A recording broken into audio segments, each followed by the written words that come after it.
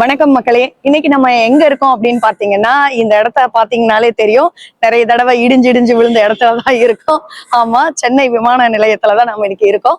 இன்னைக்கு என்னுடைய லைஃப்ல முதன்முறையாக நான் வந்து வெளிநாட்டுக்கு பயணம் பண்ண போறேன். அதுவும் எந்த நாட்டுக்கு அப்படின்னா, ஒரு விதத்துல ஆச்சரியம், ஒரு விதத்துல அப்படியா அப்படின்ற மாதிரி இருக்கும்.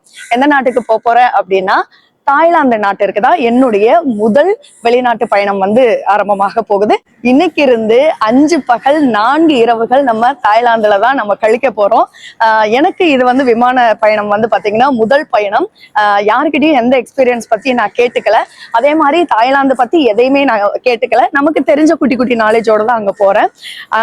என்னுடைய பயணத்துல வந்து எந்தெந்த விதமான வித்தியாசமான அனுபவங்கள் இருக்க போகுது, ஃபன்னா இருக்க போகுதா, சீரியஸா இருக்க போகுதா, ஏதாவது தகவல் திரட்டா இருக்க போகுதா அப்படின்றதெல்லாம் தெரியாது. அதை உங்களோட ரொம்ப கலகலப்பா முடிஞ்ச வரைக்கும் ரொம்ப என்டர்டெயின் பண்றதுக்காக இந்த விளாக் வந்து உங்களுக்கு போட போறேன். சப்போர்ட் பண்ணுங்க. தேங்க்யூ. ஏர்போர்ட்டுக்குள்ள நம்ம நுழைஞ்சுனே சில ப்ரொசீஜர்ஸ் இருக்கு. அது என்னன்னா, அந்த welcoming, check in and board pass, immigration check and security check, towards boarding gate, அதுக்கப்புறம் போர்டிங் இன் ஃபிளைட், அதுக்கப்புறம் பறந்து போக வேண்டியதா. இந்த மாதிரி சில ப்ரொசீஜர்ஸ் எல்லாம் இருக்கு. அதுக்காக தான் ஒரு 2 மணி நேரத்துக்கு முன்னாடியே நம்மள வர சொல்றாங்க.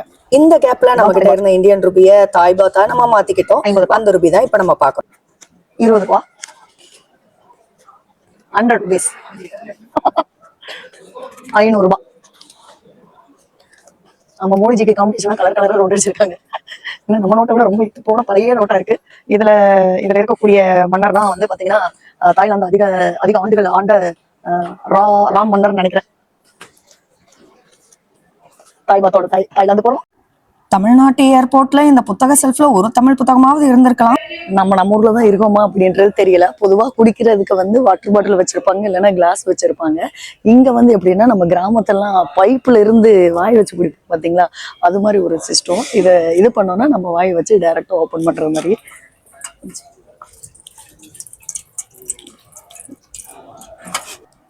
ஏர்போர்ட்ல எனக்கு நிறைய விஷயங்கள் புதுசா இருந்தது. அது எனக்கு சிரிப்பை கூட கொடுத்துச்சு சில நேரங்கள்ல.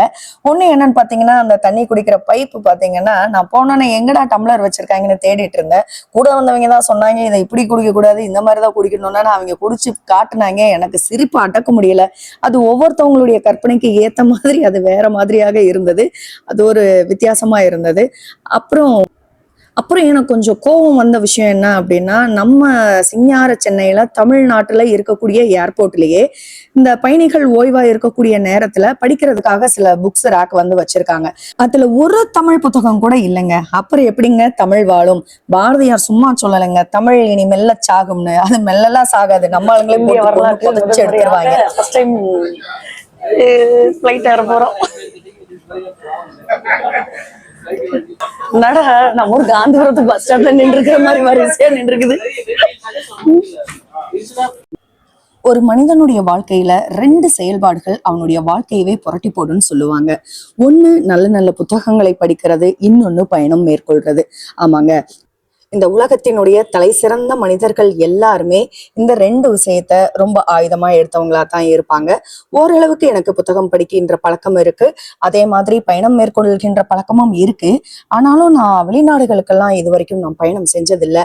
ஒவ்வொரு பயணத்தையும் திட்டமிட்டு செஞ்சு போறது வேற, திட்டமிடல் இல்லாம அங்க என்ன இருக்கு அப்படின்றது தெரியாம ஒரு எக்ஸைட்டிங்கோட போறது வேற.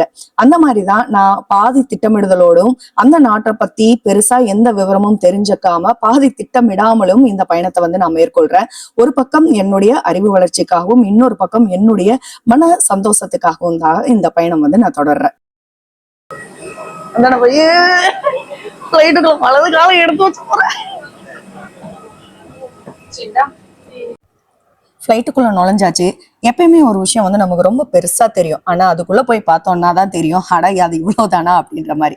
அப்படித்தான் எனக்கு இருந்தது இந்த விமான பயணம். When in contact with water, and here is a whistle to attract attention. เครื่องบินลำนี้มีประตูทางออกฉุกเฉินและสไลด์นิรภัย ஃப்ளைட்ல இந்த சவுண்டு என்ன அப்படின்னு பார்த்தீங்கன்னா, நம்ம ஃப்ளைட்ல ஏறி நம்ம சீட்ல உட்காந்த உடனே அங்க இருக்கக்கூடியவங்க என்ன சொல்லுவாங்கன்னா, இந்த சீட் பெல்ட்டை எப்படி போடணும், அவசர காலத்துல நம்ம எப்படி நடந்துக்கணும், ஆக்சிஜன் மாஸ்க் எங்க இருக்கு, எந்த பட்டனை ப்ரெஸ் பண்ணோம்னா வரும், நமக்கு ஏதாவது தேவையா இருந்ததுன்னா எந்த பட்டனை ப்ரெஸ் பண்ணணும் அப்படின்ற இன்ஸ்ட்ரக்ஷன் எல்லாமே பொதுமொழியான ஆங்கிலத்திலையும் நம்ம எந்த நாட்டுக்கு போறோமோ அந்த நாட்டினுடைய மொழியிலையும் சொல்றாங்க. இது சைகை மொழியிலையும் வரும். அதே மாதிரி நமக்கு சைகை மொழியில அங்க இருக்கக்கூடியவங்க செய்து காட்டுவாங்க. அதுக்கான அந்த ஆடியோ வந்து பாத்தீங்கன்னா அந்த ஃபிளைட்ல வந்து போயிட்டு இருக்கும். ஏதோ ஒன்றை பார்த்து நம்ம புரிஞ்சுக்க வேண்டியதான். இந்த நேரத்துல நம்ம மொபைல் போன் வச்சு அவங்கள வீடியோ எடுக்கிறதுக்கு அலௌடு கிடையாது, போன் யூஸ் பண்றதுக்கும் அலௌடு கிடையாது. அதுக்கு தான் ஏரோப்ளேன் மோடுன்னு ஒண்ணு இருக்கு போல் இருக்கு, அதை போட சொல்றாங்க. விமானம் இப்ப பறப்பதற்கு தயாராயிருச்சு. அதனுடைய ஓடுதளத்துல பாத்தீங்கன்னா விமானம் கொஞ்சம் வேகமா அது மூவ் ஆக ஆரம்பிச்சிருச்சு. இந்த தருணத்துல என்னுடைய சின்ன வயசு ஞாபகம் வருது. எத்தனையோ நாட்கள் எங்க பள்ளி கிரவுண்ட்லயோ இல்ல வெளியில விளையாண்டுட்டு இருக்கும் போது மேல ஆகாயத்துல விமானம் பறந்துட்டு இருக்கோம். வேகமா இங்கிருந்து நம்ம டாட்டா காட்டுவோம். என்னமோ அந்த ஏரோப்ளைன்ல இருந்து அங்க இருக்கக்கூடியவங்க ஜன்னல் வழியா நம்மளை பார்த்து டாட்டா காட்டுறது மாதிரியான ஒரு பிம்பம் நமக்கு சிறு வயதுல இருக்கும். இந்த தருணத்துல எனக்கு அது எல்லாமே நினைவுக்கு வந்துச்சு. என்னதான் இருந்தாலும் எத்தனைதான் நமக்கு அனுபவம் வந்தாலும் அந்த வேலையில கிடைக்கக்கூடிய முதல் அனுபவம் எப்பயுமே அலாதியானதுதான். அதுக்கப்புறம் நம்ம எவ்வளவு வசதியா இருந்தோம் இல்ல அதை விட நமக்கு பயங்கரமான ஒரு பெட்டர் எக்ஸ்பீரியன்ஸ் கிடைச்சா கூட அந்த முதல் அனுபவம் அப்படின்றது அது என்னைக்குமே முதல் அனுபவம் தான். அப்படிதான் இருந்தது இந்த நிகழ்ச்சியான என்னுடைய தருணம். வீரபாண்டியில ராட்டனம் ஏறி சுத்தும் போது ஒரு கொஞ்சம் ஹைட்டு போனாலே உசுறு வரும். ஐயோ கீழே இறக்கி விடுங்கடா, இவ்வளவு பெரிய ஹைட்டுக்கு என்னை கொண்டு போய் ஏத்தாதீங்கடா அப்படின்ற மாதிரி இருக்கும். ஆனா இது கிட்டத்தட்ட எத்தனாயிரம் அடி பறக்குதுன்னு தெரியல. ஓவரால் நம்ம சென்னையே அப்படியே மின்மினி பூச்சி மாதிரி மின்னிக்கிட்டு இருக்கு. இத பாக்குறதுக்கு ஒரு நிமிஷம் அப்படியே அடி வயித்துல அள்ளு விட்டாலும் கூட அந்த பிரம்மாண்டத்தை பார்த்து அந்த மின் விளக்குகள் எல்லாம் பார்த்து மனசு என்னமோ ஒரு மாதிரி சிலாகிச்சு போச்சுங்க. இந்த பிளைட் அனுபவம் அப்படின்றது சாதாரண மனிதர்கள்ல இருந்து எல்லாருமே இதை அனுபவிக்க வேண்டிய ஒரு அனுபவம். பூமியிலிருந்து ஒரு குறிப்பிட்ட அடி தூரத்துல நம்மளுடைய சிட்டி நம்ம எப்படி வாழ்றோம் அப்படின்றத பார்க்கக்கூடிய அந்த டைமென்ஷனே அது தனிதான். இதோ இந்த சிட்டிக்குள்ளதான் ஏதோ ஒரு முக்குல நம்ம வீடு இருக்கு, எங்கேயோ ஒரு இடத்துல தான் நம்ம வசிச்சுட்டு இருக்கோம். மேல இருந்து பார்த்தா ஒண்ணுமே இல்லை அப்படின்ற மாதிரி இருக்குல்ல. ஆனா நம்மளாம் வந்து பார்த்தோம்னா ஒவ்வொருத்தரும் நான் தான் பெரிய ஆளுன்னு எல்லாம் பாத்துக்கிறோம். இவ்வளவு ஒரு பிளைட்ல இருந்து கீழே பார்க்கும் போதே நம்மளாம் ஒண்ணு இல்லைன்னு தெரியும் போது கடவுளுக்கெல்லாம் எப்படி இருக்கும், நம்ம பண்றதெல்லாம் எப்படி இருக்கும் நினைச்சு பார்த்தாலே சிரிப்பா இருக்குல்ல. ஒரு மணி நேரம் நம்ம விமான பயணத்திலேயே நம்ம மனசு இந்த அளவுக்கு மாறுது அப்படின்னா இந்த பயணம் தொடர்ந்து மேற்கொள்றவங்க அதனாலதான் ரொம்ப தலை சிறந்த மனிதர்களாக வர்றாங்களோ என்னமோ அப்படிதான் தோணுது எனக்கு. ஃப்ளைட் ரொம்ப மேலே போனதுக்கு அப்புறம் ஒண்ணுமே தெரியல, ஒரே கும்மிருட்டா இருந்தது. சில நட்சத்திரங்கள் மட்டும் மின்றதை நம்மளால பார்க்க முடிஞ்சது. ஒரு 2 மணி நேரம் கழிச்சு அதே மாதிரி மீண்டும் ஒரு வெளிச்சம் கண்ணுக்கு தெரிய ஆரம்பிச்சது. ஓ, நம்ம வர வேண்டிய நாட்டுக்கு வந்துட்டோம் போல இருக்குதுன்னு எட்டி பார்த்தோம்னா ஆமாங்க, அங்க நட்சத்திர வெளிச்சத்தை விட அதிகமான வெளிச்சங்கள் வந்து கீழே தென்பட்டது. அடடடா என்னடா இது அப்படின்னு ஏதோ லைனா நேர்கோடு மாதிரி இருக்கே அப்படின்னு பார்த்தோம்னா அழகான தாய்லாந்து வந்துருச்சுங்க. மேல இருந்து பார்க்கும் போதே இந்த தாய்லாந்தினுடைய நேர்த்தி எவ்வளவு அழகா இருக்குன்னு பாருங்களேன். அதாவது நம்ம மதர் போர்ட்ல அந்த சிப் இதெல்லாம் இருக்கும் பாத்தீங்களா, அப்படி எனக்கு தோணுது. உங்களுக்கு எப்படி தோணுதுன்னு எனக்கு தெரியல. ஒரு ரோடு பாத்தீங்கன்னா ஸ்ட்ரெயிட்டா தான் இருக்கும். எந்த இடத்துலயும் வளைவு நெளிவெல்லாம் எதுவுமே இல்லாம ரொம்ப நேரா ரொம்ப துரிதமா இந்த சாலைகள் அந்த மின்விளக்குகள் எல்லாமே இருக்கும். இந்த தாய்லாந்தினுடைய ஸ்ட்ரக்சரே பாத்தீங்கன்னா மேல இருந்து பார்க்கும்போது அவ்வளோ அழகு. தாய்லாந்து வந்து இறங்கியாச்சு. ஒரே எக்ஸைட்மெண்ட். புதுவிதமான மனிதர்களை சந்திக்க போறோம், புதுவிதமான மண்ணுல நம்ம கால் பதிக்க போறோம். ஒரு விதத்துல நம்ம சோழர்கள் இங்க வந்து ஆண்டிருக்காங்க, இங்க வாழ்ந்திருக்காங்க. அப்படிங்கும் போது சுத்தி முத்தி பார்க்கும்போது நம்மளால சும்மா சொல்லி வைக்கலையா, யாதும் ஊரே யாவரும் கேளீர் அப்படின்ற ஒரு நம்ம கணியன் பூங்குன்றனாரினுடைய பாடல் தான் ஞாபகத்துக்கு வந்தது. ரொம்ப எக்ஸைட்மெண்ட்டோட இந்த தாய்லாந்து நாட்டுக்குள்ள நம்ம உள்ள போறோம். நம்ம சென்னை விமான நிலையத்தை கம்பேர் பண்ணும்போது தாய்லாந்தினுடைய விமான நிலையம் இன்னும் ரொம்ப நேர்த்தியாகவே இருந்ததுதான். என்னடா தாய்நாட்டை விட்டு கொடுக்குற அப்படின்ற மாதிரி எல்லாம் கிடையாது.